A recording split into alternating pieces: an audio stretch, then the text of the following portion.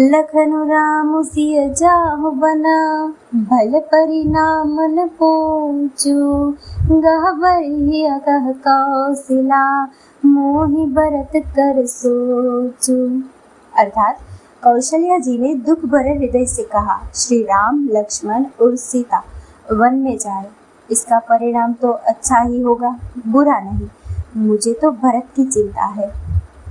ईस प्रसाद आशीष तुम्हारी, सुत सुत बधु देव सरी बारी। राम शपथ में कीन्ही न काऊ, सो कर कहूँ सखी सती भाऊ। ईश्वर के अनुग्रह और आपके आशीर्वाद से मेरे चारों पुत्र और चारों बहुएं गंगा जी के जल के समान पवित्र हैं। हे सखी, मैंने कभी श्री राम की सौगंध नहीं की, सो आज श्री राम की शपथ करके सत्य भाव से कहती हूँ। भरतशील गुण विनय बड़ाई, भायप भगति भरोस भलाई। कहत सारदहु करमति हीचे, सागर सीप की जाहि उलीचे। भरत के शील, गुण, नम्रता, बड़प्पन, भाईपन, भक्ति, भरोसे और अच्छेपन का वर्णन करने में सरस्वती जी की बुद्धि भी हिचकती है। सीप से कहीं समुद्र उलीचे जा सकते हैं। जानऊ सदा भरत कुल दीपा, बार बार मोहि कहेउ महीपा। कसे कनक मणि पारखि पाए, पुरुष परिखियहि समय सुभाए। मैं भरत को सदा कुल का दीपक जानती हूँ। महाराज ने भी बार बार मुझे यही कहा था। सोना कसौटी पर कसे जाने पर और रत्न पारखी के मिलने पर ही पहचाना जाता है। वैसे ही पुरुष की परीक्षा समय पड़ने पर उसके स्वभाव से ही हो जाती है। अनुचित आज कहब अस मोरा, शोक स्नेह सयानप थोरा। सुनि सुर सरि सम पावनि बाने, भई स्नेह विकल सब रानी। किंतु आज मेरा ऐसा कहना भी अनुचित है। शोक और स्नेह में विवेक कम हो जाता है। कौशल्या जी की गंगा जी के समान पवित्र करने वाली वाणी सुनकर सब रानियां स्नेह के मारे विकल हो उठी।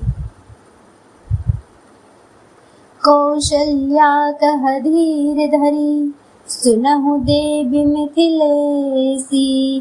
को विवेक निधि वल्लभहि, तुमहि सकई उपदेसी।